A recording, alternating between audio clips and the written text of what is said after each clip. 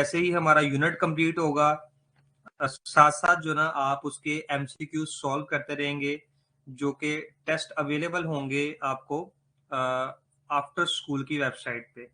जिन बच्चों ने ज्वाइन कर लिया है उन बच्चों को आइडिया हो चुका होगा कि वो टेस्ट कैसे हैं, और आप में से शायद कुछ बच्चों ने टेस्ट सॉल्व भी किए हों।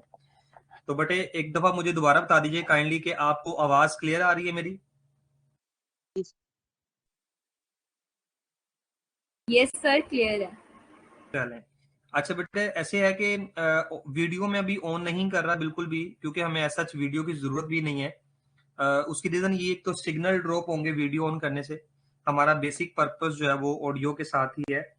और अभी जैसे ही हम बोर्ड पे लिखना स्टार्ट करेंगे तो वो भी इंशाल्लाह आपको जो ना डिस्प्ले नजर आना शुरू हो जाएगा स्क्रीन पे।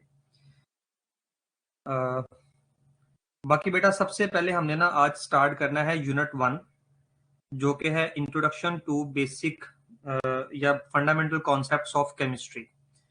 तो ये बेसिक कॉन्सेप्ट से हम स्टार्ट करेंगे, जो कि चैप्टर 1 है फर्स्ट ईयर का।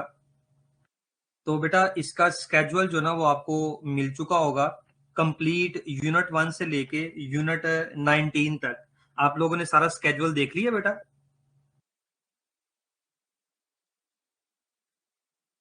यस, देख लिए। चलो गुड हो गया। बाकी बच्चों ने बेटा देख लिया स्केड्यूल? Yes sir. चलो गुड हो गया।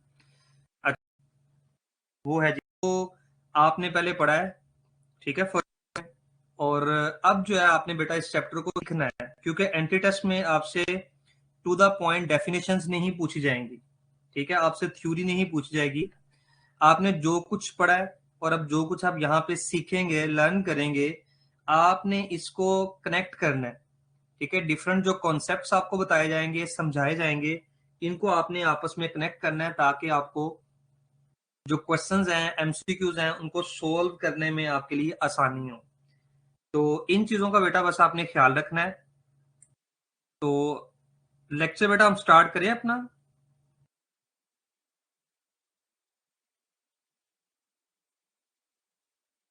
जी सर।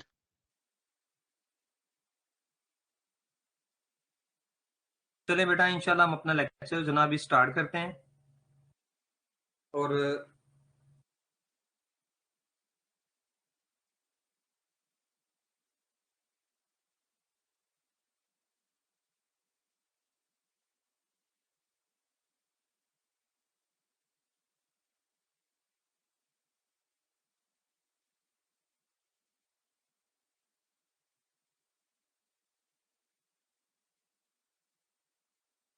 जी बेटा आवाज क्लियर है आपको?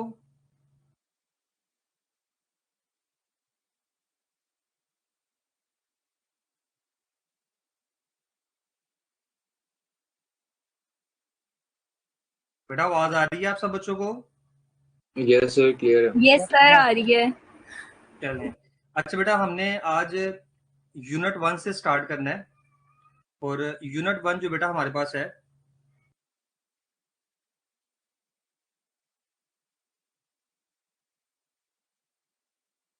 जी बेटा स्क्रीन आपके डिस्प्ले स्क्रीन का आपको नजर आ रहा है? Yes sir. चलें।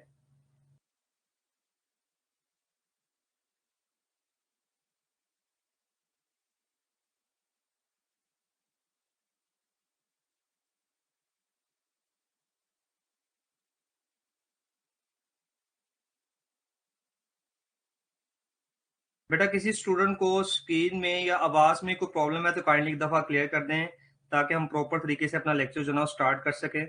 ऐसा ना हो कि हम लेक्चर स्टार्ट कर लें और सर एवरीथिंग इज क्लियर। चलें ग्रेट, गुड हो गया। अच्छा बेटा हमने अब स्टार्ट करना है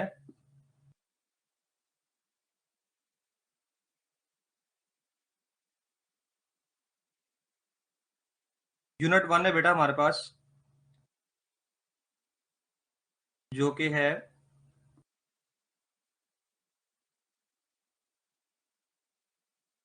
इंट्रोडक्शन टू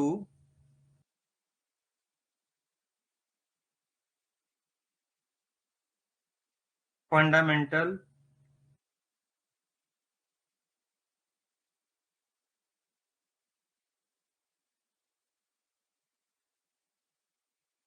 concepts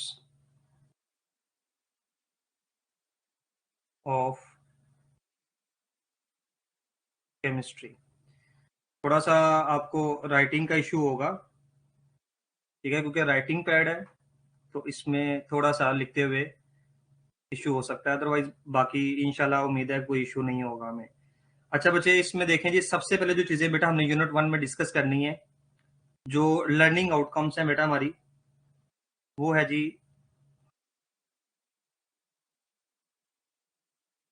एक तो हमने मैथ्स नंबर को डिस्कस करना है, ठीक है, देखने में काफी आपको इजी लगेगा, एलिमेंट्स के एटॉमिक मैसेज जो ना वो आपने पहले काफी लर्न किए हुए हैं। इसमें मजीद हमारे पास जो ना क्या क्या क्वेश्चंस हो सकते हैं जो कि हमने सोल्व करने हैं इसमें।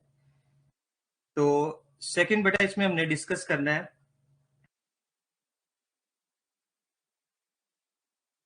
रिलेटिव एटॉमिक मास, रैम इसको बोलेंगे, रिलेटिव एटॉमिक मास। इसको हम डिस्कस करेंगे कि मास नंबर में क्या डिफरेंस है, रिलेटिव एटॉमिक मास क्या होता है। देन बेटा इसमें हम डिस्कस करेंगे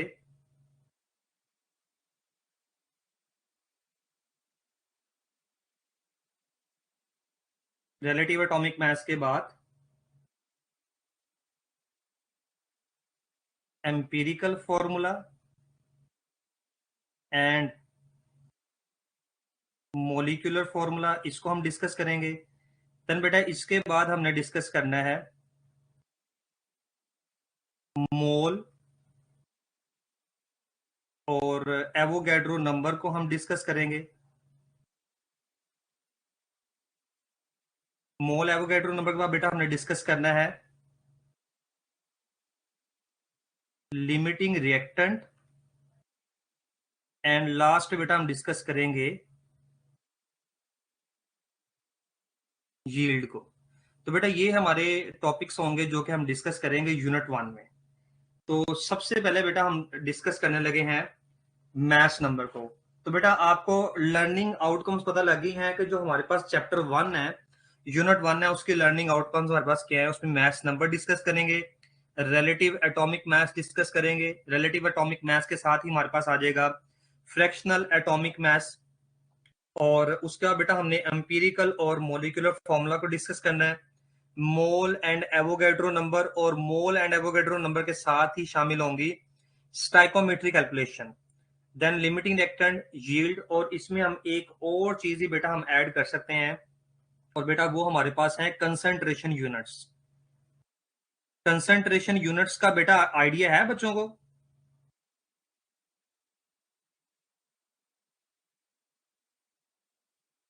जी बेटा, कंसंट्रेशन यूनिट्स का आइडिया है आपको? तो सर बेटा कंसंट्रेशन यूनिट्स सर मोल डिस्कस पर डीएम करेंगे। क्यूब वगैरह सर कंसंट्रेशन जी जी बिल्कुल बिल्कुल बिल्कुल बेटा, कंसंट्रेशन यूनिट्स जो पार्ट 1 की केमिस्ट्री में चैप्टर 9 था सोल्यूशन का, उसमें कंसंट्रेशन यूनिट्स थे, जिसमें मोलैरिटी भी शामिल है, मोलैलिटी है, पार्ट्स पर मिलियन है, मोल फ्रैक्शन है, और डिफरेंट कंसंट्रेशन यूनिट से percentage mass by mass, percentage mass by volume, percentage volume by volume, और परसेंटेज वॉल्यूम बाय मास। तो ये इन चीजों को भी बेटा हम लास्ट में एक दफा जो ना वो डिस्कस करेंगे। तो बेटा अगर किसी बच्चे को यूनिट 1 जो हमने कंप्लीट डिस्कस करना है, इसके जो मैंने आपको लर्निंग आउटकम्स बताए हैं, इसमें किसी किस्म की बेटा कोई प्रॉब्लम है तो आप बता दें, अदरवाइज हम सबसे पहला जो अपना टॉपिक स्टार्ट करेंगे वो है बेटा मैथ्स नंबर। जी बच्चे, कोई भी इशू नहीं है सर, आप स्टार्ट कर लें प्लीज। क्या लें? अच्छा बेटा, ऐसे है कि हम अब स्टार्ट करने लगे हैं अपना टॉपिक, ठीक है जी। हमारा सबसे पहला बेटा जो टॉपिक हम डिस्कस करेंगे वो है जी मैथ्स नंबर।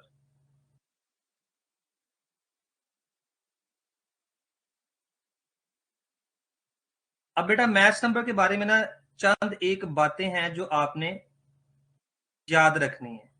पहली बात बेटा ये है कि इसको आपको बताया कि हम रिप्रेजेंट करते हैं कैपिटल ए के साथ मैथ्स नंबर को, और मैथ्स नंबर बेटा जो हम यूज करते हैं, मैथ्स नंबर हम यूज करते हैं एलिमेंट के लिए।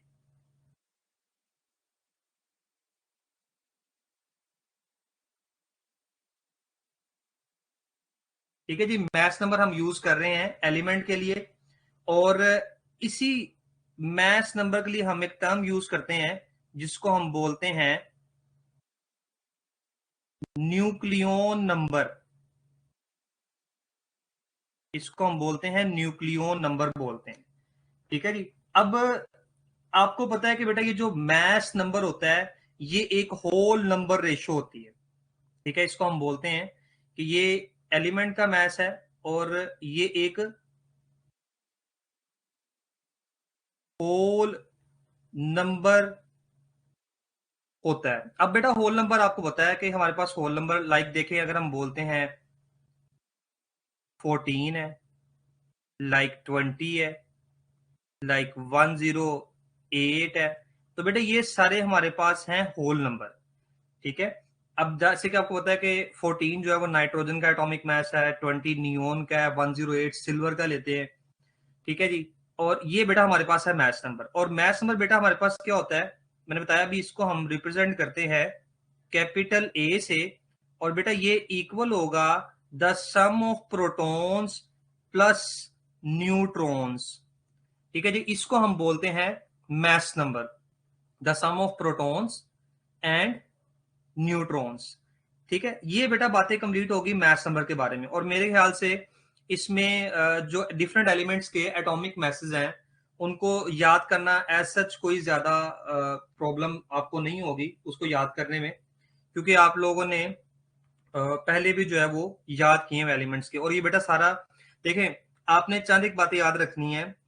एंट्री टेस्ट में जो चीजें बेटा होती है ना, जो क्वेश्चंस पूछे जाते हैं, अगर हम यूनिट 1 की बात करते हैं तो बेटा यूनिट 1 में ज्यादातर जो क्वेश्चन पूछे जाते हैं वो न्यूमेरिकल टाइप क्वेश्चन होते हैं, जो कि mole, Avogadro number, limiting reactant, yield, stoichiometry, molar volume, इससे रेलिवेंट होते हैं। ज्यादातर न्यूमेरिकल टाइप क्वेश्चंस होते हैं। और इंफॉर्मेटिव क्वेश्चन भी हो सकते हैं, जैसे कोई इंफॉर्मेशन होती है लाइक नाइट्रोजन का एटॉमिक मास 14 है, उसमें 7 प्रोटॉन्स हैं, 7 इलेक्ट्रॉन्स हैं, 7 न्यूट्रॉन्स हैं। ये इंफॉर्मेशन है जो आपको याद रखनी पड़ेगी। ठीक है, तो न्यूमेरिकल टाइप भी हो सकते हैं और इंफॉर्मेशन टाइप भी हो सकते हैं और कॉन्सेप्चुअल भी हो सकते हैं। हम डिस्कस करेंगे कि वो कॉन्सेप्चुअल जो है वो किस तरह के हमारे पास आ जाते हैं। अच्छा बेटा, यहां तक कंप्लीट हो गया। अब हम स्टार्ट करते हैं जी रिलेटिव एटॉमिक मास को। ठीक है जी,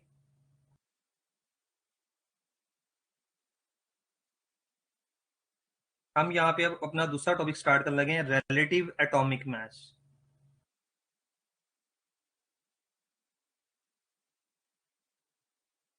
रिलेटिव एटॉमिक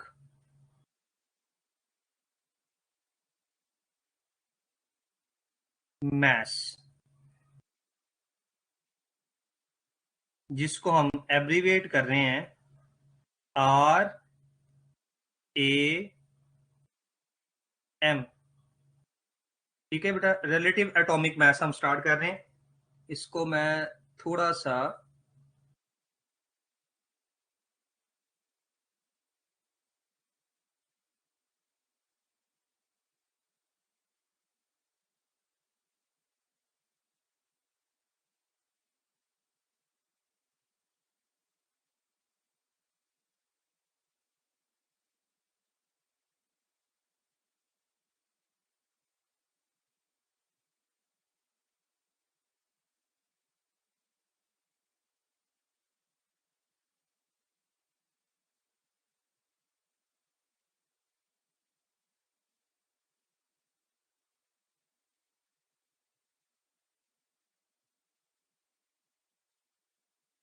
अच्छा जी बेटा, देखिए रिलेटिव एटॉमिक मास हमने स्टार्ट करना है। तो सबसे पहले बेटा इसमें आपको पता होना चाहिए बेटा रिलेटिव एटॉमिक मास किसे कहते हैं। रिलेटिव एटॉमिक मास बेटा क्या होता है, जिसको हम कंपेयर करके फाइंड कर रहे हैं, जिसको हम कंपैरिजन कर रहे हैं। ठीक है, इसको हम सिंपली बोल सकते हैं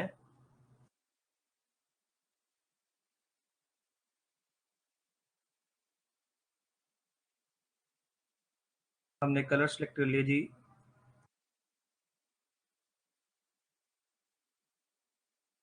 बेटा आवाज आ रही है? स्क्रीन नजर नहीं आ रही। स्क्रीन नजर नहीं आ रही आपको? नो सर, नहीं आ रही।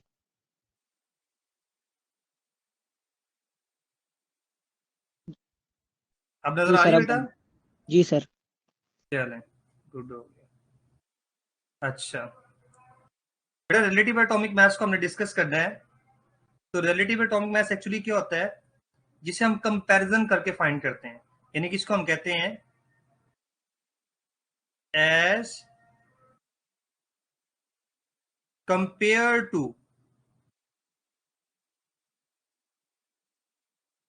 यानी कि किसी से मुआवजना करके जो हम फाइंड कर रहे हैं बेटा, उसको हम बोलते हैं रिलेटिव एटॉमिक मास।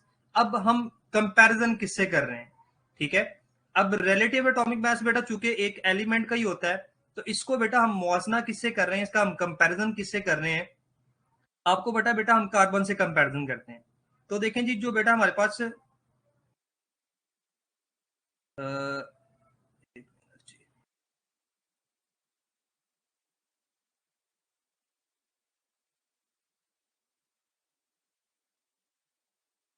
कार्बन है, कार्बन के बेटा 3 आइसोटोप होते हैं हमारे पास। एक है कार्बन 12, एक बेटा हमारे पास है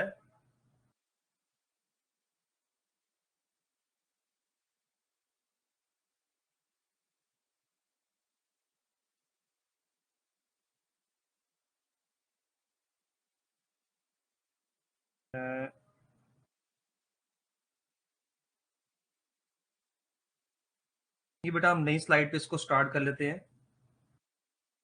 यहाँ पे रिलेटिव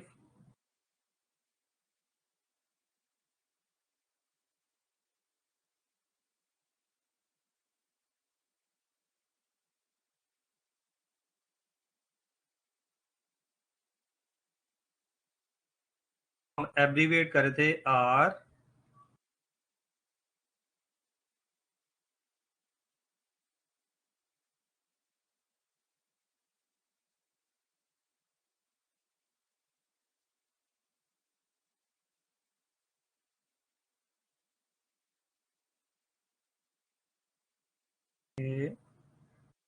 एम।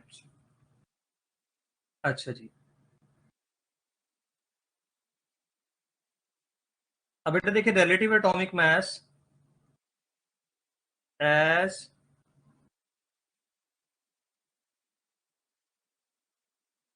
कंपेयर्ड टू, ठीक है। रिलेटिव एटॉमिक मास को हम कंपैरिजन से फाइंड करते हैं।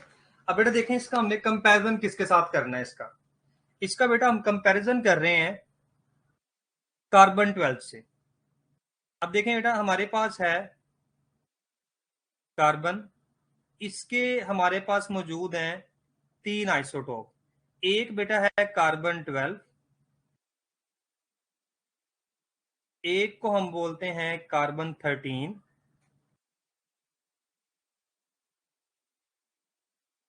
और बेटा एक हमारे पास है कार्बन 14। ठीक है जी, कार्बन के 3 आइसोटोप हैं। अब बेटा देखें, हम कार्बन 12 को ही क्यों अपना स्टैंडर्ड मानते हैं। अब बेटा इसकी रीजंस हैं।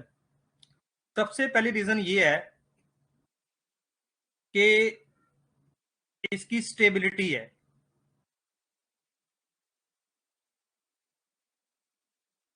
इसको हम यहां से रेस कर लेते हैं। कार्बन बेटा स्टेबिलिटी सबसे ज्यादा है। सेकंड बात बेटा,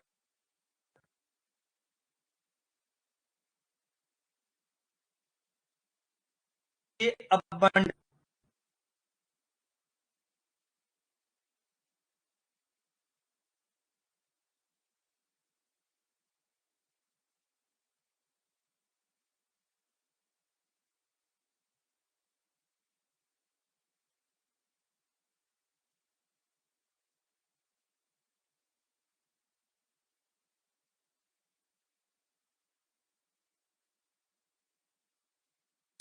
इसका हमने सर आपका कंपैरिजन करना आवाज है साफ किसके नहीं साथ। आ रहा और वीडियो भी कट हो रहा है सर, बार बार आपका क्या हो रहा है?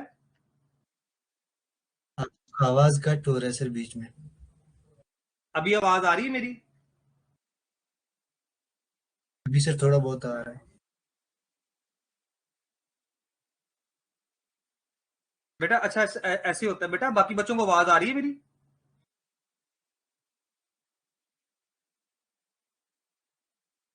सर आ रही है, बस बीच में हेलो सिग्नल्स ड्रॉप हो जाते हैं। बेटा, एक्चुअली ऐसे होता है, देखें इंटरनेट मेरी तरफ भी मौजूद है, आपकी तरफ भी इंटरनेट मौजूद है। अगर मुझे आपकी आवाज क्लियर आ रही है, इसका मतलब है कि मेरी तरफ एज सच सिग्नल की कोई प्रॉब्लम नहीं है, मुझे आपकी आवाज बिल्कुल क्लियर सुनाई दे। अगर आपको आवाज में थोड़ी सी इंटरप्शन हो रही है, इसका मतलब बेटा दरमियान में कहीं सिग्नल थोड़े से ड्रॉप होते हैं आपकी तरफ, तो उस वजह से ऐसा हो सकता है कि आवाज जो ना वो ड्रॉप हो रही है। मे भी ऐसा हो सकता है कि यहाँ से भी सिग्नल्स थोड़े से कोई कभी स्ट्रेंथ वीक हो जाती है। अदरवाइज ये कोशिश पूरी की जा रही है कि सिग्नल ऐसा जो ना वो ड्रॉप ना हो, क्योंकि मैं तो सिर्फ खुद ही यूज कर रहा हूँ और कोई इंटरनेट भी यूज नहीं कर रहा, जिसकी वजह से वैसी प्रॉब्लम भी नहीं है कि सिग्नल ड्रॉप हो सकते हैं। बहरहाल फिर बेटा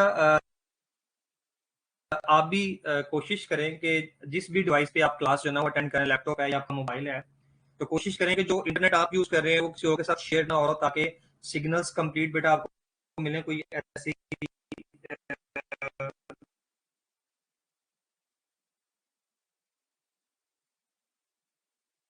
डिस्टर्बेंस। सर आपकी आवाज बहुत कट रही है और दरमियान में फेस गायब भी हो जा रही है। Hello sir. सर आपकी आवाज जेन्युइन नहीं आ रही अभी। ठीक है, तो हम सर आपके सर आपकी सिग्नल्स आवाज बहुत कट ड्रॉप रही हो है, रही हैं। स्क्रीन खोलते हैं उनका आवाज सही आ रहा है, लेकिन आपका सही नहीं आ रहा है सर, आपकी नेट का इशू होगा शायद।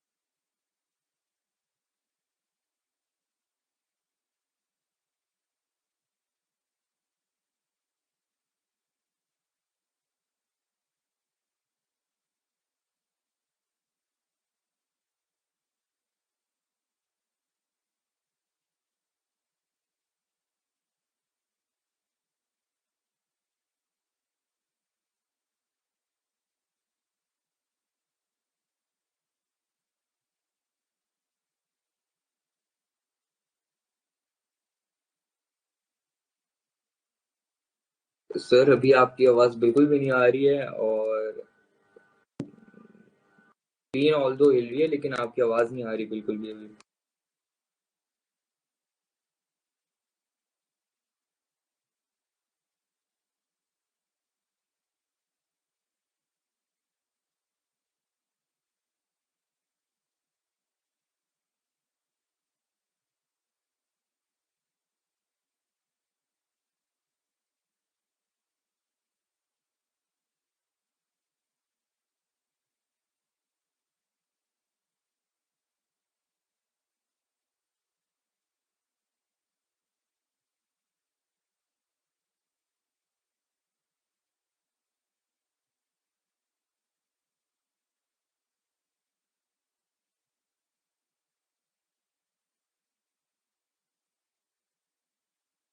आवाज आ रही है आपको? जी सर अब आ रही है। चले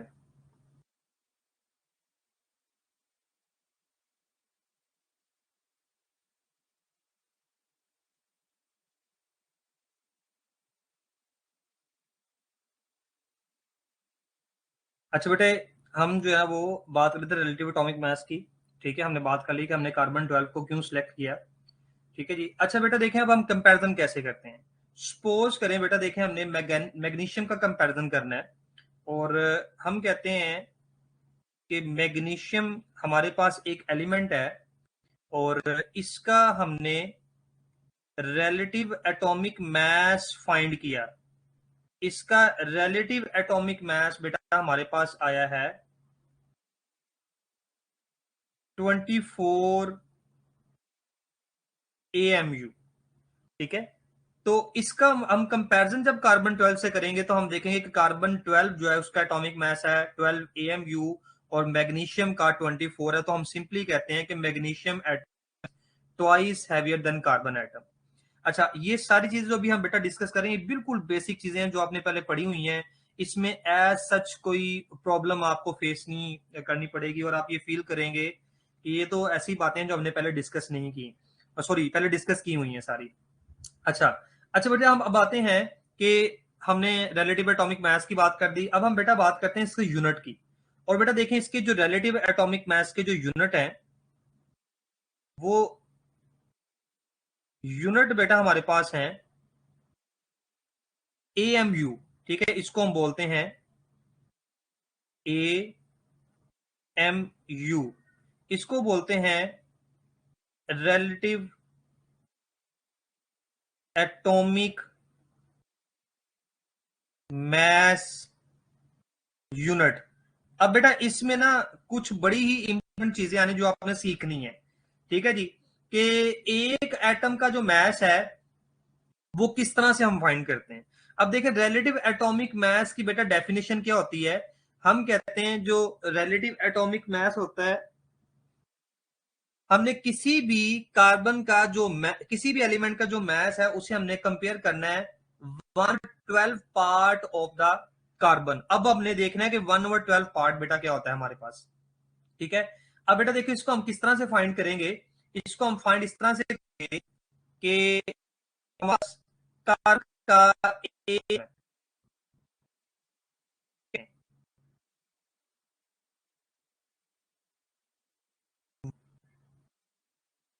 एटम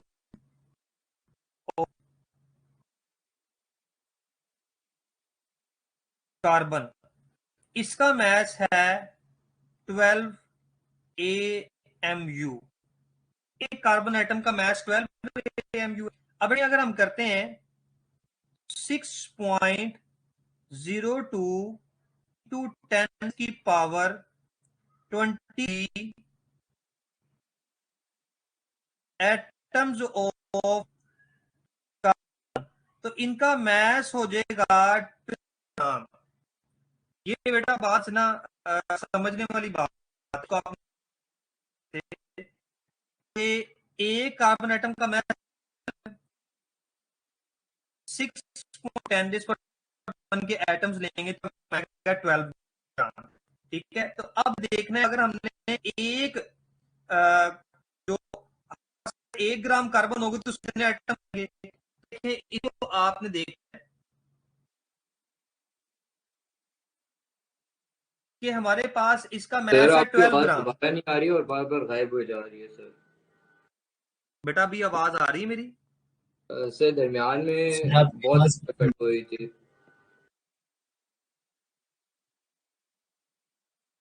एक मिनट बच्चे, मैं जरा दोबारा से देख लेता हूँ इसको एक दफा, कोई इश्यू तो नहीं है।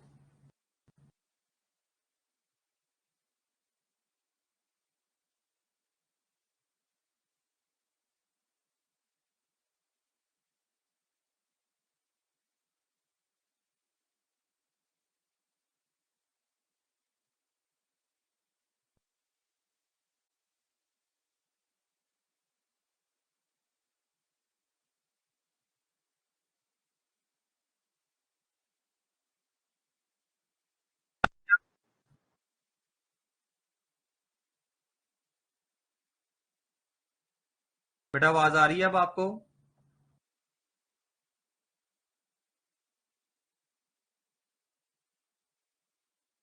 स्टूडेंट्स आवाज आ रही है? यस सर, आ रही है अब। सर बार बार कट जाती है, अब आ रही है, पहले नहीं आ रही थी। अच्छा अब क्लियर है आवाज? जी सर अब क्लियर है। चलें ठीक हो गया।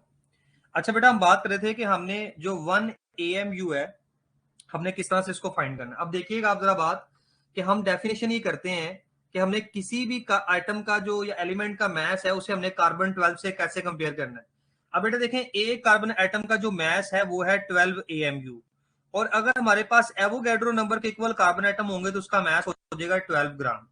अब बेटा देखें अगर हमने ये जो मास लिखा है ये है 1 mole of carbon atom, means 6.02 into 10⁻23 atoms of carbon का मास है 12 ग्राम। ठीक है, यानी कि हम कह सकते हैं कि जो 12 ग्राम ऑफ कार्बन है, हम इसको इस तरह से कह सकते हैं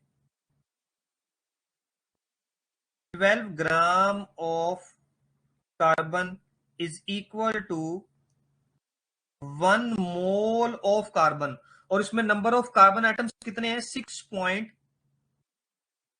इसमें हमारे पास 6.02 इंटू 10⁻23 कार्बन एटम्स मौजूद हैं। मतलब 6.02 इंटू 10⁻23 कार्बन एटम्स का मास अगर हम सम करेंगे तो वो 12 ग्राम के बराबर आएगा। तो बेटा देखें, अगर हमने एक एटम का मास निकालना हो ग्राम में, ठीक है, तो बेटा देखें यहां पे क्या होगा, mass of one carbon atom. तो बेटा वो कैसे फाइंड करेंगे, 12 डिवाइडेड बाय, तो हम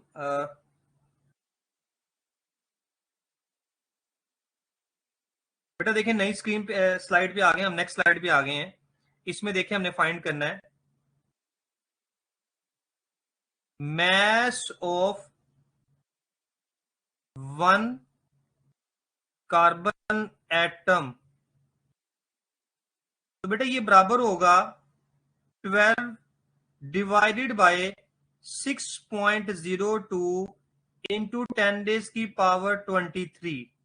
अब बेटा देखिए क्या किया है हमने, 12 ग्राम था एक मोल कार्बन एटम का मास। तो जब बेटा हमने एक कार्बन एटम का मास फाइंड करना है ग्राम में, तो हमने 12 को डिवाइड कर दिया है एवोगैड्रो नंबर से। अब बेटा जब इसको एवोगैड्रो नंबर से हम डिवाइड करेंगे तो हमारे पास जो आंसर आएगा वो बेटा हमारे पास होगा 1.99 इंटू 10⁻³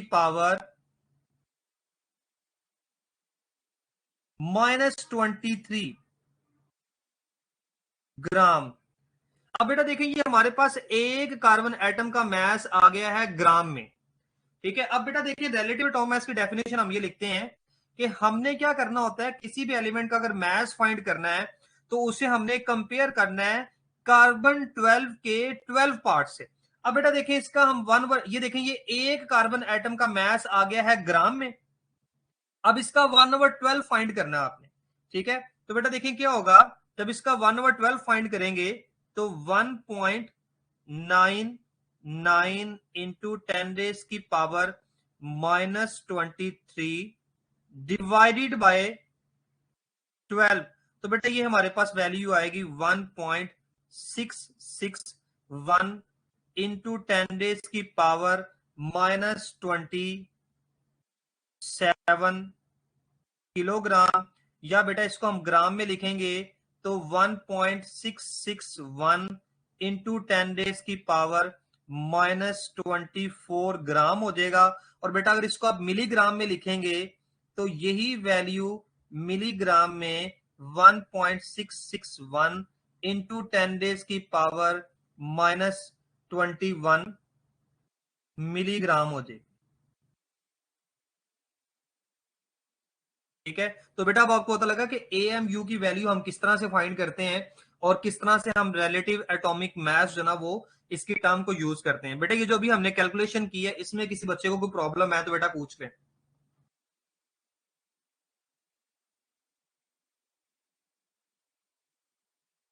जी स्टूडेंट्स,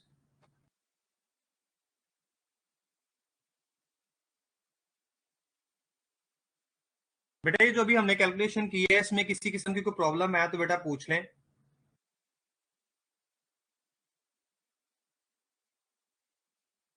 बेटा आपको आवाज आ रही है मेरी? सर आपसे सर, जी जी बेटा पूछें। सर रिलेटिव वर्ड का कोई यूनिट होता है वैसे? बेटा देखें अब इसमें ना दो तरह की बातें हैं। अब आपकी बुक में चूंकि लिखा हुआ है जी रिलेटिव एटॉमिक मास का यूनिट है AMU। अब असल में जब हम किसी चीज को कंपेयर करके फाइंड करते हैं तो अगर आप मेरा पॉइंट ऑफ व्यू लेते हैं तो बेटा चूंकि जो रिलेटिव टर्म्स होती हैं उनके नॉर्मली यूनिट नहीं होते। ठीक है। अब आपकी बुक में ये बात लिखी हुई है जी, रिलेटिव एटॉमिक मास जो ना, इसका यूनिट है जी AMU, एटॉमिक मास यूनिट। ठीक है, तो हम चूंकि कार्बन 12 से कंपेयर कर रहे हैं और कार्बन का मास हम ले रहे हैं 12 ग्राम या 12 AMU ले रहे हैं, तो उसी रेफरेंस में जो ना बाकी एलिमेंट के मास के साथ भी या तो ग्राम लगाते हैं या AMU लगाते हैं। अब ये लिटरेचर अगर आप पढ़े ना, तो लिटरेचर में दोनों तरह की बातें लिखी हुई हैं। ठीक है, कुछ बुक्स में जो ना इनको ये लिखा हुआ है कि जिसके यूनिट नहीं होने चाहिए क्योंकि रिलेटिव टर्म है, और कुछ बुक्स में इसके यूनिट लिखे हुए हैं जी एटॉमिक मास यूनिट AMU। तो असल में बेटा अगर हम देखें, जब भी हम कैलकुलेशन करेंगे, चाहे वो हम थ्योरेटिकल कैलकुलेशन कर रहे हैं ऑन पेपर या लेबोरेटरी में हम कोई एक्सपेरिमेंट कर रहे हैं, तो हमने जब भी कार्बन की या किसी भी एलिमेंट की कोई क्वांटिटी यूज करनी है, तो बेटा हमें कोई ना कोई तो यूनिट यूज करना पड़ेगा। ठीक है, और नॉर्मली वो क्या होता है, वो मिलीग्राम, ग्राम या किलोग्राम हम यूज करते हैं। और लेकिन जब हम यही कैलकुलेशन ऑन पेपर करते हैं तो इसको हम मोल में ले जाते हैं। ठीक है, तो दोनों चीजों का डिफरेंस है, और वो डिफरेंस इसलिए है कि हम जब लैब में जाएंगे तो जो मोल कैलकुलेशन है उसके अकॉर्डिंग हम एलिमेंट्स को या एटम्स को काउंट नहीं कर पाएंगे, तो हम वहां पे काउंटिंग नहीं कर सकते, तो हम यहाँ पे मेजरिंग स्केल्स यूज करते हैं। तो ये बेटा इसके बारे में ना एक राय है। असल में ये बात डिबेट वाली है काफी ज्यादा, लेकिन मेरे ख्याल से आपको मेरी बात समझ आ चुकी होगी कि जो रिलेटिव एटॉमिक मास है इसके साथ हम AMU क्यों यूज करते हैं। ओके सर जी, थैंक यू। ठीक है, अच्छा बेटा देखें, रिलेटिव एटॉमिक मास हमने फाइंड कर लिया कि जो हमारे पास AMU की वैल्यू होती है, इसको आपने किलोग्राम, ग्राम और मिलीग्राम में याद रख लेना है। ज्यादातर देखें आपकी बुक में ना किलोग्राम और ग्राम की टर्म यूज होती है, जो मिलीग्राम की टर्म है वो यूज नहीं होती। अब ये देखें कितनी सिंपल सी बात है, सिर्फ कन्वर्जन फैक्टर है। MD कैट में इस हवाले से MCQs पूछा जा सकता है, इसकी मिलीग्राम में आपसे वैल्यू पूछ लेते होते हैं। तो ये असल में बेटा एक एटम का जो मास है ना, इसको हमने AMU में फाइंड किया हुआ है। इसी के साथ फिर हम कंपैरिजन करके डिफरेंट एलिमेंट्स के एटॉमिक मासेस जो ना वो हम फाइंड करते हैं। तो बेटा यहां तक हो गया रिलेटिव एटॉमिक मास। अब बेटा हम डिस्कस करेंगे कि देखें, हमने कहा था जो एलिमेंट का मास होता है ये होल नंबर होता है, लेकिन देखें एटॉमिक मास जो है फ्रैक्शन में भी हो सकते हैं, जिसको हम कहते हैं फ्रैक्शनल या एवरेज एटॉमिक मास कहते हैं। तो बेटा हम अब टर्म यूज करेंगे सेकेंड, हम यहाँ पे अब स्टार्ट करने लगे हैं जी फ्रैक्शनल, या जिसे हम कहते हैं एवरेज एटॉमिक मास। ठीक है, तो हम यूज करेंगे अब यहाँ पे टर्म फ्रैक्शनल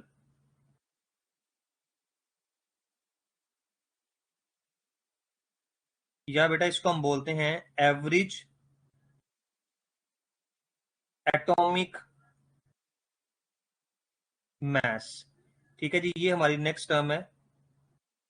अब बेटा देखें इसमें हम क्या करते हैं, इसमें आपको याद होगा कि क्लोरीन जो है इसका एटॉमिक मास हम नॉर्मली लिख देते हैं 35.5 लिख देते हैं, फ्रैक्शन में।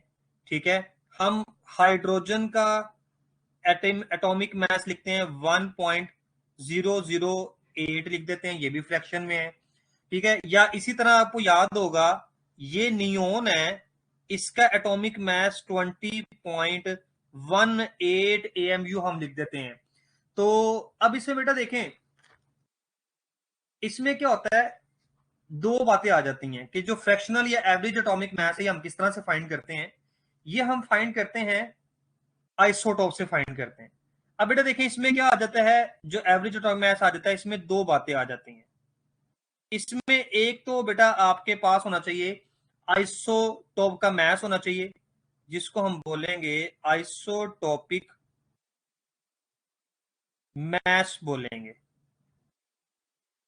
ठीक है, और बेटा दूसरे नंबर पे जो हम चीज इसमें इस्तेमाल करते हैं, वो बेटा हम इस्तेमाल करते हैं relative abundance of isotopes। ठीक है जी, ये दो बातें हमारे पास होनी चाहिए। और बेटा आपको बताया कि आपने कैलकुलेशन बुक्स में पढ़ी हुई है जिसमें नियोन के 3 आइसोटोप्स हैं। एक बेटा हमारे पास है नियोन 20 है, नियोन 21 है, एंड नियोन 22 है। अब बेटा देखिए जो नियोन 20 है इसकी रिलेटिव अबंडेंस आपकी बुक में दी हुई है 90.92% है। फिर देखें जो 21 है 0.256% है, और जो 22 है बेटा ये 8.86% लिखी हुई है। और बेटा देखें जब हम रिलेटिव अबंडेंस फाइंड करते हैं तो हम क्या इसका रिलेटिव एटॉमिक मास फाइंड करते हैं, या फ्रैक्शनल एटॉमिक मास जिसे हम कहते हैं, एवरेज एटॉमिक मास फाइंड करते हैं। हम क्या करेंगे, हर एक आइसोटोप के मास को उसकी रिलेटिव अबंडेंस से मल्टीप्लाई करते हैं और डिवाइड कर देते हैं 100 से। तो हमारे पास जो एवरेज एटॉमिक मास बेटा इसमें आएगा, इसका एवरेज एटॉमिक मास बेटा हमारे पास जो नियोन का आएगा वो है 20.18 AMU। ठीक है, इस कैलकुलेशन को मैं यहाँ पे सॉल्व नहीं कर रहा क्योंकि ऑलरेडी बुक में सॉल्व भी है और आप सब बच्चों को इसका आइडिया भी है। ठीक है, हम किसी और एलिमेंट की सॉल्व कर सकते हैं जो कि आपकी बुक में नहीं है, ताकि हमें प्रैक्टिस इसकी हो जाए। तो बेटा यहां तक किसी बच्चे को कोई प्रॉब्लम है तो बेटा पूछ सकता है। ये जो हम फ्रैक्शनल एटॉमिक मास या एवरेज एटॉमिक मास की बात की है।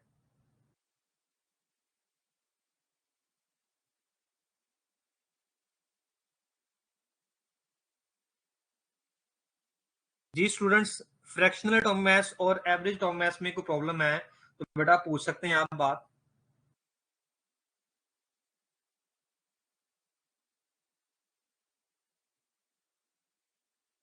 बच्चे आवाज आ रही है?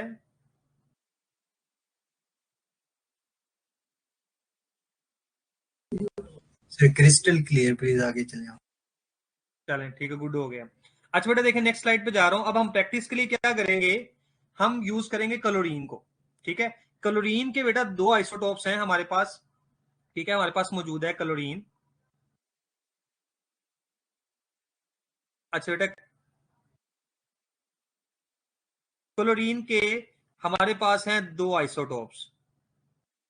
ठीक है, एक बेटा हमारे पास है क्लोरीन 35, एटॉमिक नंबर है 17 और मैस है 35।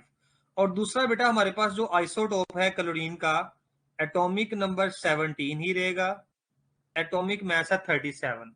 अब बेटा जो 35 वाला आइसोटोप है इसकी रिलेटिव अबंडेंस है 75.55% या 53% लिखते हैं इसको। आप अपनी आसानी के लिए 75% भी कह सकते हैं। ये पेपर में एमसीक्यूज आया हुआ एमडी कैट में और उसमें 75% ही यूज की गई है। आप 75% इसको यूज कर सकते हैं। और बेटा इसकी जो रिलेटिव अबंडेंस है ये हमारे पास है 24.47%, या इसको 25% भी लिखा हुआ था। अब बेटा देखिए रिलेटिव जो हमारे पास एवरेज एटॉमिक मास है उसे हम किस तरह से फाइंड करेंगे, उसे हम फाइंड करने के लिए क्या करेंगे, हम जो आइसोटोप का मास है 35 इसे मल्टीप्लाई कर देंगे इसकी रिलेटिव अबंडेंस के साथ। ठीक है, और इसको हम ऐड करेंगे, दूसरा आइसोटोप है 37, मल्टीप्लाई करेंगे इसकी रिलेटिव अबंडेंस के साथ और इनको हम डिवाइड कर देंगे 100 पे। तो बेटा देखें इसका जो हमारे पास एवरेज एटॉमिक मास आएगा वो 35.5 AMU आएगा। तो बेटा अब आपको अंदाजा हुआ है कि जो रिलेटिव एटॉमिक मास है और एवरेज एटॉमिक मास है इन दोनों में डिफरेंट क्या है, डिफरेंस। जी बेटा आपको आइडिया होगा, जो रिलेटिव एटॉमिक मास है उससे हम कार्बन 12 से कंपेयर करके फाइंड कर रहे हैं जो कि एक होल नंबर होगा, और जो एवरेज एटॉमिक मास है जिसे हम फ्रैक्शनल एटॉमिक मास कहते हैं उसको हम किस तरह से फाइंड कर रहे हैं, एक एलिमेंट के जो आइसोटोप्स होंगे उनके आइसोटोपिक मास को रिलेटिव अबंडेंस से मल्टीप्लाई करेंगे, सबकी वैल्यूज को ऐड करने के बाद 100 से डिवाइड करेंगे, तो हमारे पास बेटा जो आंसर आएगा वो होगा उसका एवरेज एटॉमिक मास। तो बेटा यहां तक किसी बच्चे को कोई प्रॉब्लम है तो पूछ ले, फिर हम स्टार्ट करेंगे types of chemical formula, the empirical and molecular formula.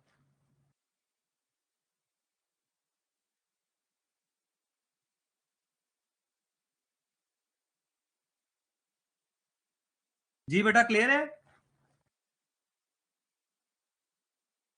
Yes sir, clear है सर। बेटा बाकी बच्चों की आवाज नहीं आ रही किसी और की? सर क्लियर है। चलो गुड हो गया। अच्छा बच्चे, अब हम नेक्स्ट स्लाइड पे जा रहा हूं मैं। ठीक है जी, यहाँ बेटा अब हमने डिस्कस करना है टाइप्स ऑफ केमिकल फॉर्मूला। अब बेटा केमिकल फॉर्मूला हमारे पास ना दो तरह का होता है। वैसे तो केमिकल फॉर्मूला की बहुत सारे टाइप्स हैं, लेकिन यहाँ पे हम डिस्कस करेंगे दो टाइप्स को। तो सबसे पहले बेटा देख लेते हैं हम यहाँ पे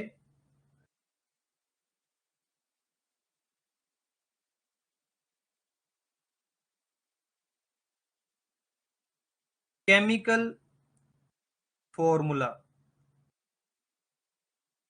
इसकी बेटा हमारे पास है दो टाइप्स।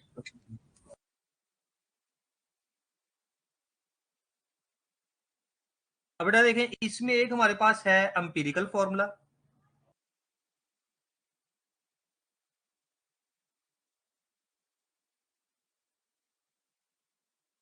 एम्पिरिकल फॉर्मूला, और बेटा एक हमारे पास है मोलेकुलर फॉर्मूला।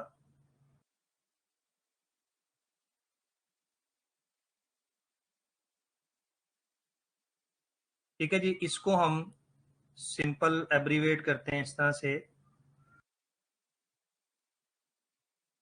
एम्पिरिकल फॉर्मूला, और बेटा इसके लिए हम टर्म यूज करेंगे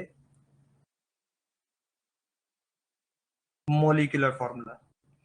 अब बेटा देखें, दोनों हमें क्या बता रहे हैं। ठीक है, ये एम्पिरिकल और मोलिकुलर फॉर्मूला हमें क्या बताते हैं। तो बेटा देखें, सबसे पहले हमारे पास जो एम्पिरिकल फॉर्मूला है वो हमें बताता है सिंपलेस्ट रेशो। ठीक है, सिंपलेस्ट होल नंबर रेशियो बताता है हमें। पहली बार इसमें बेटा देखें, सिंपलेस्ट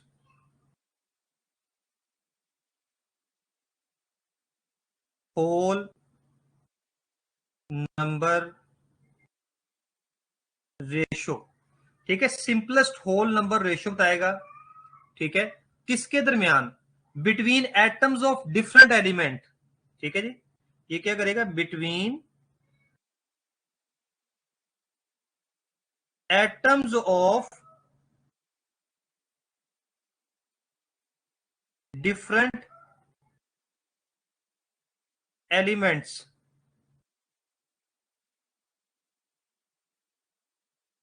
ठीक है, उनके दरमियान सिंपल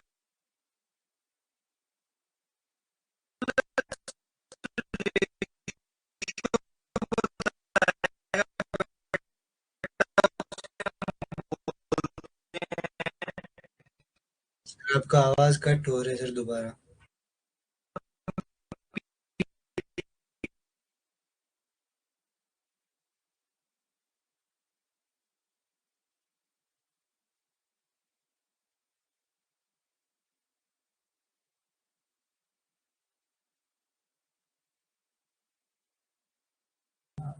सर आपका आवाज नहीं आ रहा है सर।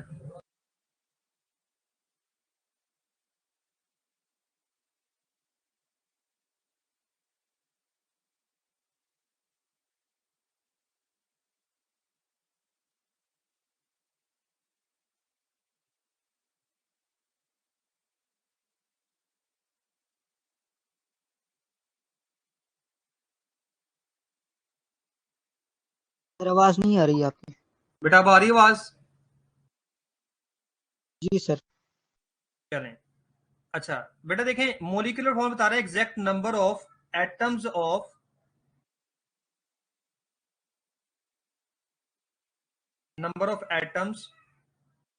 ऑफ डिफरेंट एलिमेंट्स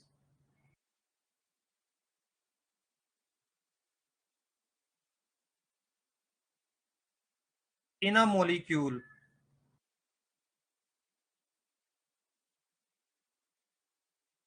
ठीक है जी, exact number of atoms of different elements in a molecule of a compound. ठीक है, और इसमें क्या होता है? Simplest whole number ratio between atoms of different element in a compound. In a compound हम ये भी इसमें ऐड कर देते हैं। अच्छा बेटा देखें, अब हमारे पास एग्जाम्पल है, फॉर एग्जाम्पल हम लिखते हैं H2O। अब बेटा देखें, इसमें जो हमारे पास सिंपलेस्ट रेशियो है एटॉमिक, वो है 2:1। अब बेटा देखें, ये रेशियो सिंप्लीफाई नहीं हो सकती, तो ये H2O इसका एम्पिरिकल फॉर्मूला भी है, इसका मोलिकुलर फॉर्मूला भी है। लेकिन अब देखें इसमें एक और बात, ये तो हमने लिखी है इसकी एटॉमिक रेशियो। अगर हम मैस रेशियो की बात करते हैं बेटा इसकी, अगर हम H2O की मैस रेशियो की बात करें तो बेटा देखें इसकी जो मैस रेशियो होगी वो हम यहां पे मेंशन करते हैं। वो देखें जी, हाइड्रोजन और ऑक्सीजन, इसमें देखें 2:32, ये बनेगी 1:16। तो बेटा देखें ये 1:16 इसकी मैस रेशियो है वाटर की, और 2:1 जो है बेटा ये इसकी है एलिमेंट्स की एटॉमिक रेशियो। अब सिमिलरली बेटा देखिए, अगर हम बात करते हैं ग्लूकोज या कोई और मॉलिक्यूल की एग्जांपल ले लेते हैं हम, C12H22O11। अब बेटा आवाज आ रही है?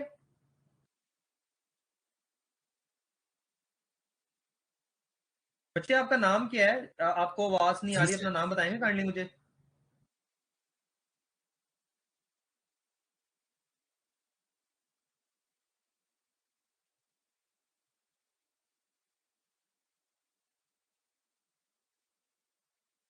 बेटा आप अपना नाम बताएंगे काइंडली मुझे, आपको आवाज नहीं आ रही। अब्दुल जब्बार नाम है सर। अब्दुल जब्बार। अब्दुल जब्बार, आप कहाँ से लेक्चर जो ना वो सुन रहे हो? सर लैपटॉप से सुन रहा हूँ सर। नहीं मतलब अब आपको मेरी आवाज आ रही है?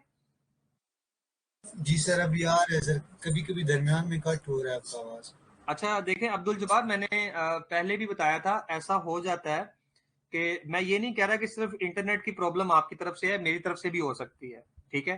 तो थोड़ा बहुत इसमें जो ना प्रॉब्लम हो सकती है। जैसी अगर आपकी दोबारा से आपको मेरी आवाज आना शुरू हो, किसी भी जगह पे कोई प्रॉब्लम हो, आप फौरन से रोक के मुझसे पूछ सकते हैं, सर यहाँ से दोबारा रिपीट कर दें, मुझे आवाज नहीं आ रही थी, ठीक है?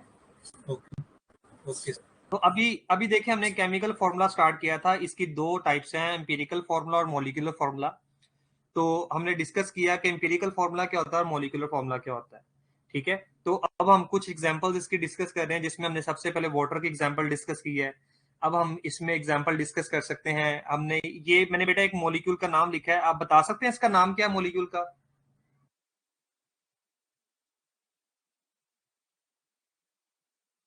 डाइसैकेराइड जी सर, डाइसैकेराइड है सर। जी बेटा बिल्कुल डाइसैकेराइड है, और इसको हम बोलते हैं सक्रोज, बोलते हैं इसको हम, या इसको हम बोलते हैं शुगर बोलते हैं, ठीक है? ये बेटा हमारे पास है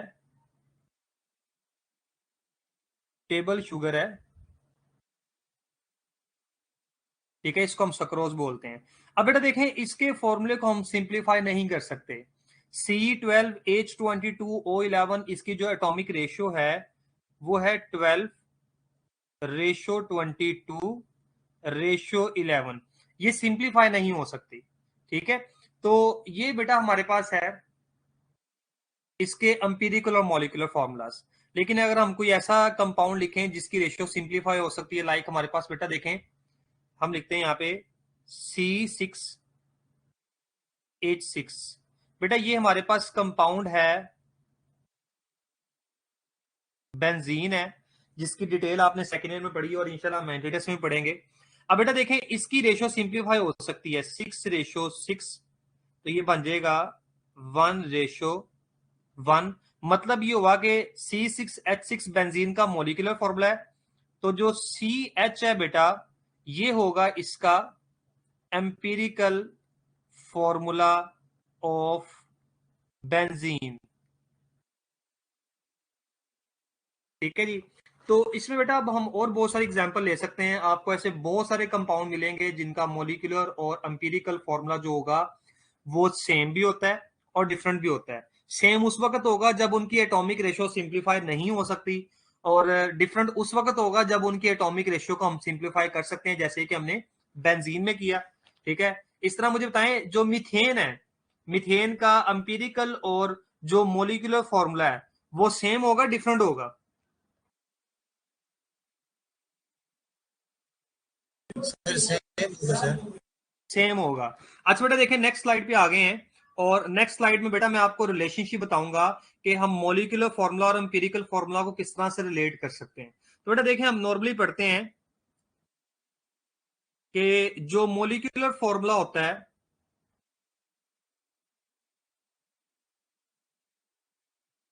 molecular formula is equal to n into empirical formula. अब बेटा देखें n क्या होता है हमारे पास, बेटा n ऐसा नंबर होगा जिससे हम एम्पिरिकल फॉर्मूले को जब हम मल्टीप्लाई करेंगे तो वो मॉलिक्यूलर फॉर्मूला में चेंज हो जाएगा। अब देखें n का फॉर्मूला क्या है, बेटा n हम बोलते हैं molecular formula mass divided by empirical formula mass. इससे बेटा जो हमारे पास वैल्यू आएगी उसे हम n की वैल्यू बोलेंगे, और उससे जो है ना हम मल्टीप्लाई करने के बाद एम्पिरिकल फॉर्मूला को मॉलिक्यूलर फॉर्मूला में चेंज कर सकते हैं। जैसे कि बेटा देखें फॉर एग्जांपल हमने अभी पीछे बेंजीन की एग्जांपल ली है, तो बेटा देखें हम बेंजीन को ही ले लेते हैं। हमारे पास बेंजीन है, इसका मॉलिक्यूलर फॉर्मूला हमारे पास है C6H6, और बेटा इसका मॉलिक्यूलर फॉर्मूला मास हमारे पास है, कितना बनेगा इसका मॉलिक्यूलर फॉर्मूला मास 78 बनेगा। ठीक है 78 बेटा इसका मॉलिक्यूलर फॉर्मूला मास है। ठीक है, अब बेटा देखिए इसका जो एम्पिरिकल फॉर्मूला है वो इसका एम्पिरिकल फॉर्मूला है CH। तो इसका बेटा देखें एम्पिरिकल फॉर्मूला मास होगा 13, 12 प्लस 1 इज इक्वल टू 13। तो बेटा देखें जब आपने n की वैल्यू फाइंड करनी होगी तो क्या होगा, यहां पे देखें n is equal to molecular formula mass कितना है जी इसका 78, और एम्पिरिकल फॉर्मूला मास कितना है 13, इसका आंसर आएगा 6। इसका मतलब है कि हमारे पास अगर मोलिकुलर फॉर्मूला मौजूद नहीं है, सपोज करें किसी कंपाउंड का, तो उसको मल्टीप्लाई करेंगे n से। तो बेटा देखिए यहां पे n की वैल्यू 6 आ गई है, तो 6 multiply by CH which is the empirical formula of benzene. तो बेटा हमारे पास आंसर आएगा C6H6। तो बेटा देखें अब आपको आइडिया हो गया कि इसका एम्पिरिकल और मॉलिक्यूलर फॉर्मूला क्या होगा। अच्छा जी, अब यहां पे ना कुछ बड़ी ही इंपॉर्टेंट बातें मैंने आपके साथ बेटा डिस्कस करनी, वो ये है कि ये बेटा मैंने लिखा है सोडियम क्लोराइड, इसका मॉलिक्यूलर फॉर्मूला क्या होगा और इसका एम्पिरिकल फॉर्मूला क्या होगा, बताएं जी। सर कोई भी मॉलिक्यूलर फॉर्मूला होगा नहीं सर। वेरी गुड बेटा, सोडियम क्लोराइड चूंकि आयोनिक कंपाउंड है तो इसका मॉलिक्यूलर फॉर्मूला होगा नहीं, और इसका जो एम्पिरिकल फॉर्मूला बेटा वो क्या होगा,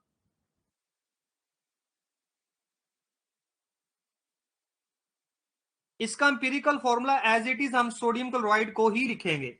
सिमिलरली बेटा देखें हम अगर यहां पे लिखते हैं कैल्शियम कार्बोनेट, तो बेटा देखें इसका भी मॉलिक्यूलर फॉर्मूला नहीं होगा,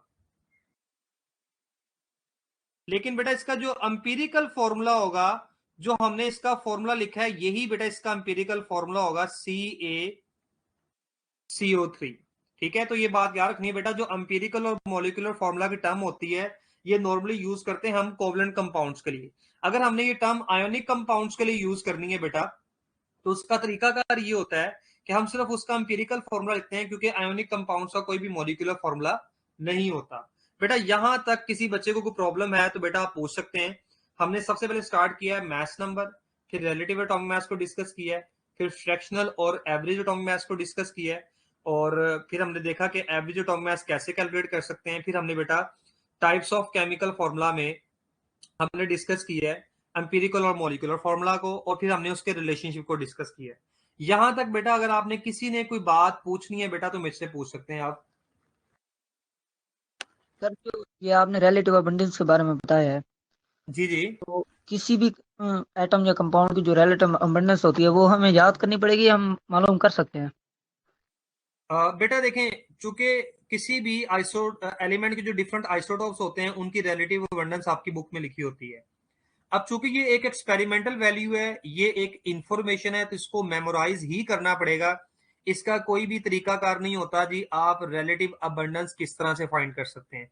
देखें एक फॉर्मूला बना हुआ है, उस फॉर्मूले में जो हमारे पास चीजें मौजूद हैं उसमें एवरेज एटॉमिक मास आ जाता है, उसमें आइसोटोप का मास आ जाता है। एक लंबी चौड़ी कैलकुलेशन के बाद हम रिलेटिव अबंडेंस फाइंड कर सकते हैं, ठीक है। लेकिन ऐसा कोई तरीका नहीं है जिससे हम किसी भी आइसोटोप की रिलेटिव अबंडेंस खुद से या किसी फॉर्मूले से बता दें। फॉर्मूले से नहीं बता सकते हम, क्योंकि ये एक कैलकुलेटेड वैल्यू है जो हम कैलकुलेट करते हैं मैस स्पेक्ट्रोमीटर से। आपको पता है मैस स्पेक्ट्रोमीटर से हम डिफरेंट आइसोटोप्स मालूम करते हैं, हम उनकी मिकदार मालूम करते हैं जिसे हम रिलेटिव अबंडेंस कहते हैं, ठीक है, और नंबर ऑफ आइसोटोप्स फाइंड करते हैं। तो बेटा ये जो रिलेटिव अबंडेंस है ये हमें याद करनी पड़ती है। मैंने एग्जांपल दिया आपको नियोन की जो कि आपकी बुक में लिखी है। दूसरी एग्जांपल मैंने बेटा आपको दी है क्लोरीन की। तीसरी एग्जांपल बेटा आप एक और याद रख सकते हैं, ब्रोमीन की याद रख लें। ब्रोमीन के 2 आइसोटोप हैं, दोनों की रिलेटिव अबंडेंस जो ना वो ऑलमोस्ट 50% होती है। क्लोरीन में तो एक आइसोटोप 75 था, दूसरा आइसोटोप 25% था। तो जो ब्रोमीन है बेटा उसमें दोनों आइसोटोप जो ना ऑलमोस्ट आप 50% कह सकते हैं। वैसे एक 51 होता है और एक 49 होता है, आप उसको 50-50% कह सकते हैं ब्रोमीन के दोनों आइसोटोप्स को। जी बेटा। जी थैंक और बेटा किसी बच्चे को क्वेश्चन हो?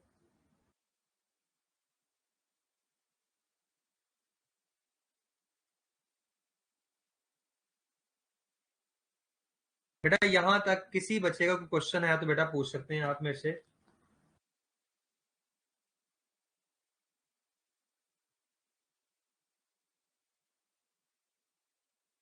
बेटा आवाज आ रही है मेरी? यू सर, बाकी क्लियर है सर। बाकी बच्चे बेटा, बाकी बच्चों की आवाज नहीं आ रही। सर क्लियर है।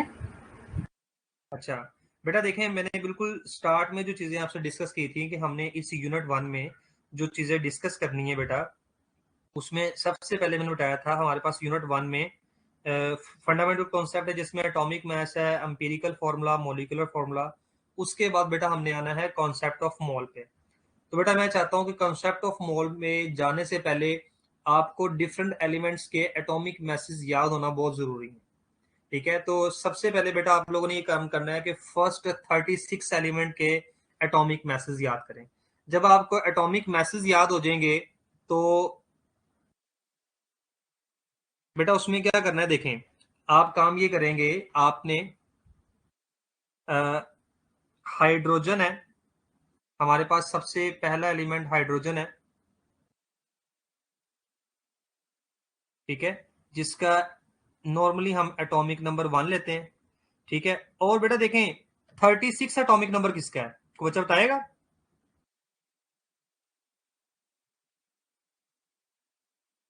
36 एटॉमिक नंबर किसका है? जी स्टूडेंट्स।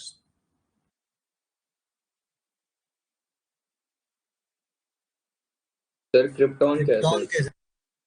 क्रिप्टोन का है, ठीक है जी। हमारे पास क्रिप्टोन का एटॉमिक नंबर है 36। तो बेटा आपने करना ये है कि आपने हाइड्रोजन से लेके मिनिमम बेटा क्रिप्टोन तक इनके याद करने हैं आपने एटॉमिक नंबर, जिसको हम रिप्रेजेंट करते हैं कैपिटल जेड से। और बेटा इसके आपने करने हैं मैस नंबर याद करने हैं, जिसको हम रिप्रेजेंट करते हैं ए से। बेटा जब ये दो चीजें आप याद कर लेंगे ना तो इसमें आपको याद हो जाएगा इलेक्ट्रॉन्स कितने हैं, प्रोटॉन्स कितने हैं और न्यूट्रॉन्स कितने हैं। जो एटॉमिक नंबर होता है वो इक्वल होता है नंबर ऑफ प्रोटॉन्स के, जितने नंबर ऑफ प्रोटॉन्स होंगे उतने ही नंबर ऑफ इलेक्ट्रॉन्स भी होंगे, और फिर आप जब एटॉमिक मास से एटॉमिक नंबर को माइनस कर देंगे तो बेटा हमारे पास नंबर ऑफ न्यूट्रॉन्स आ जाते हैं। ठीक है, ये हमने फॉर्मूला पढ़ा हुआ है, मैंने पढ़ाया था अभी आज ही आपको। सम ऑफ प्रोटॉन्स प्लस न्यूट्रॉन्स, इसको हम बोलते हैं मैस नंबर। तो बेटा अगर आपने नंबर ऑफ न्यूट्रॉन्स निकालने हैं तो मैस नंबर से प्रोटॉन्स को माइनस कर दें तो हमारे पास उसके नंबर ऑफ न्यूट्रॉन्स आ जाएंगे। तो बेटा ये बातें आपको याद होनी चाहिए, ये प्रैक्टिस वाला काम है। देखें, आपको देखने में ये लगेगा कि हमने जो आज काम अभी डिस्कस किया है सारा, वो बड़ा ही सिंपल सा है, बड़ी ही आसान सी चीजें हैं जो हमने सारी पहले पढ़ी हुई हैं। इसमें एज सच कोई भी ऐसी बात नहीं है जो हमने मजीद सोल्व करने की हमें जरूरत है। ठीक है, अच्छा अब बेटा देखिए जी, बात ही आ जाती है, मैंने आपको बताया कि आपने एलिमेंट्स के एटॉमिक नंबर और मास नंबर याद करने हैं एटलीस्ट फर्स्ट 36 के। फिर आगे हम चैप्टर जो 2 यूनिट स्टार्ट करेंगे एटॉमिक स्ट्रक्चर का, उसमें हम डिस्कस करेंगे कि हमें इसकी जरूरत क्यों है। अच्छा बेटा, अब हम देखते हैं कि जो हमने एम्पिरिकल और मॉलिक्यूलर फॉर्मूला किया है, अब हम एम्पिरिकल फॉर्मूला को किस तरह से फाइंड कर सकते हैं। ठीक है, आपने बेटा देखें मेथड्स पढ़े हुए हैं, जिसमें एक मेथड बेटा हमारे पास है परसेंटेज कंपोजिशन का मेथड है, और आपको याद होगा कंबस्शन एनालिसिस पढ़ा हुआ है आपने। ठीक है, आपने कंबस्शन एनालिसिस पढ़ा हुआ है जिसके थ्रू हम एम्पिरिकल फॉर्मूला फाइंड करते हैं। तो बेटा हम कंबस्शन एनालिसिस की बात करने लगे हैं अभी।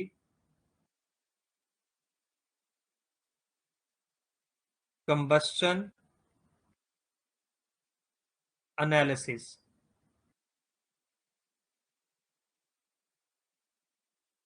ठीक है जी, अब हम बेटा डिस्कस करने लगे हैं empirical formula through combustion analysis. ठीक है, अब बेटा देखिए कंबस्शन एनालिसिस हम क्यों करते हैं कि अगर हमारे पास कोई ऐसा कंपाउंड है जिसमें कार्बन, हाइड्रोजन या ऑक्सीजन है, ठीक है, इनकी हम कंबस्शन करेंगे तो बेटा थ्रू कंबस्शन क्या होगा, जो कार्बन है इसकी जब कंबस्शन होगी तो कार्बन कन्वर्ट हो जाएगी CO2 में। हाइड्रोजन की बेटा जब कंबस्शन होगी तो हाइड्रोजन कन्वर्ट होगी वाटर में। ये बन गया जी वाटर। ठीक है जी, ये कंबस्शन की मेन प्रोडक्ट होती हैं। अब बेटा देखें, बात ये होती है कि कंबस्शन एनालिसिस में हमने क्या करना होता है, दो चीजें आपको पता है बेटा हम यूज करते हैं। सबसे पहले फर्नेस होती है जिसमें कंबस्शन होती है, और बेटा उसके बाद देखिए हम यूज करते हैं दो चीजें। बेटा एक हमारे पास होता है मैग्नीशियम परक्लोरेट, MgClO4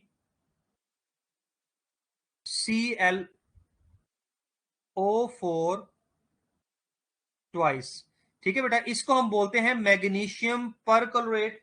और बेटा ये किसके लिए यूज हो रहा होता है, ये as a water absorber use होता है, इसको हम यूज करते हैं वाटर या H2O एब्जॉर्बर। ठीक है जी, वाटर एब्जॉर्बर है। और बेटा दूसरी चीज जो बेटा हम यूज करते हैं वो हम यूज करते हैं 50% पोटाशियम हाइड्रोक्साइड।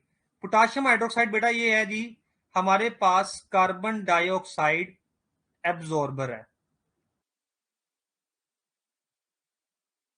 ठीक है, ये बेटा हम कंबस्शन एनालिसिस क्यों कर रहे हैं आपको पता होना चाहिए। कंबस्शन एनालिसिस हम यूज करते हैं इस पर्पस के लिए, एम्पिरिकल फॉर्मूला फाइंड करने के लिए।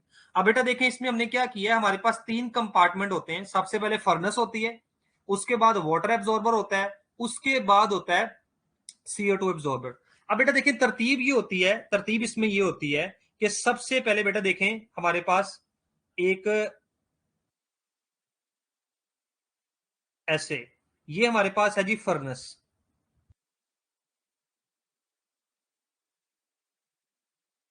ठीक है, फर्नेस में कंबस्शन हुई तो सबसे पहले बेटा देखें हमारे पास एक बॉक्स होगा जिसको हम कहते हैं वाटर एब्जॉर्बर, इसको हम कहते हैं। और बेटा देखें इसके अंदर क्या मौजूद है, मैग्नीशियम परक्लोरेट MgClO4 ट्वाइस। बेटा इसके बाद हमारे पास जो नेक्स्ट चैम्बर होगा ना, उसमें होता है 50%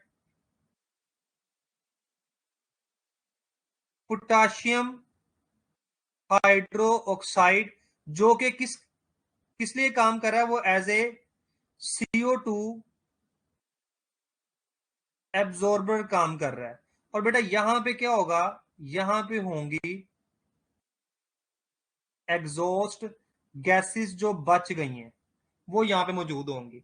ठीक है, अब सवाल बेटा ये आता है कि हमने सबसे पहले पोटाशियम हाइड्रोक्साइड क्यों यूज किया है, और sorry magnesium percolate, water absorber पहले क्यों यूज किया है, पोटाशियम हाइड्रोक्साइड क्यों नहीं यूज किया। बेटा देखें इसकी रीजन ये है, आपने जो याद रखनी है कि ये देखें यहां पे जो ना, यहां पे जब पोटाशियम हाइड्रो ऑक्साइड और CO2 मिलते हैं, ये एक केमिकल रिएक्शन होगा और यहां बनेगा पोटाशियम कार्बोनेट। ये बेस है और ये एसिड है। ठीक है, पोटाशियम हाइड्रोक्साइड एक बेस है और CO2 एक एसिडिक गैस है, और साथ बेटा यहां पे ना वाटर भी बनेगा। ठीक है, अच्छा पोटाशियम कार्बोनेट बन रहा है। अब बेटा देखिए ये जो ना, ये एक केमिकल प्रोसेस है, CO2 का एब्जॉर्ब होना। वाटर का बेटा एब्जॉर्ब होना एक फिजिकल फिनोमेना है, ये फिजिकल प्रोसेस है। एमसीक्यूज में आपसे पूछेंगे कंबस्शन एनालिसिस में वाटर का एब्जॉर्ब होना फिजिकल प्रोसेस है या केमिकल प्रोसेस है, ये फिजिकल प्रोसेस है। और CO2 का एब्जॉर्ब होना केमिकल प्रोसेस है। अच्छा सवाल ये है, हमने पोटाशियम हाइड्रोक्साइड को पहले क्यों नहीं रखा और मैग्नीशियम परक्लोरेट को बाद में क्यों नहीं रखा। बेटा देखिए इसकी रीजन ये है कि जो पोटाशियम हाइड्रोक्साइड है ये CO2 के साथ रिएक्ट करने के साथ साथ क्या करता है, ये वाटर को भी एब्जॉर्ब कर लेता है। तो अगर हम पहले पोटाशियम हाइड्रोक्साइड लगाएंगे तो CO2 एब्जॉर्ब होने के साथ साथ क्या होगा, वाटर भी एब्जॉर्ब हो जाएगा। और अगर वाटर एब्जॉर्ब हो जाएगा तो हम दोनों कंपाउंड्स की अलग अलग मिकदार, उनका वेट कैसे फाइंड करेंगे। लेकिन जो मैग्नीशियम परक्लोरेट है ये सिर्फ वाटर एब्जॉर्ब करेगा। ठीक है, CO2 को पास कर देगा जो कि अगले वाले चैम्बर में जाके एब्जॉर्ब हो जाएगी। तो बेटा ये रीजन है कि हमने वाटर एब्जॉर्बर पहले क्यों रखा है और CO2 एब्जॉर्बर जो है ना हमने बाद में क्यों रखा है। अच्छा जी, अब बेटा देखें बात आ जाती है कि जी हमने परसेंटेज कैसे फाइंड करनी है। ठीक है, हमारे पास मैस ऑफ CO2 आ गया, हमारे पास मैस ऑफ वाटर आ गया है, और इसके अलावा बेटा देखें यहाँ फर्नेस में हमारे पास शुरू में मौजूद होगा ऑर्गेनिक कंपाउंड जिसकी हमने कंबस्शन की है। तो बेटा देखिए जी नेक्स्ट स्लाइड पे हम आते हैं और इसमें हम उन फॉर्मूलाज को डिस्कस करते हैं जिनके जरिए हम परसेंटेज फाइंड करते हैं। बेटा देखें सबसे पहले देखें परसेंटेज ऑफ कार्बन। ठीक है, परसेंटेज ऑफ कार्बन बेटा हम कैसे फाइंड करते हैं, मैस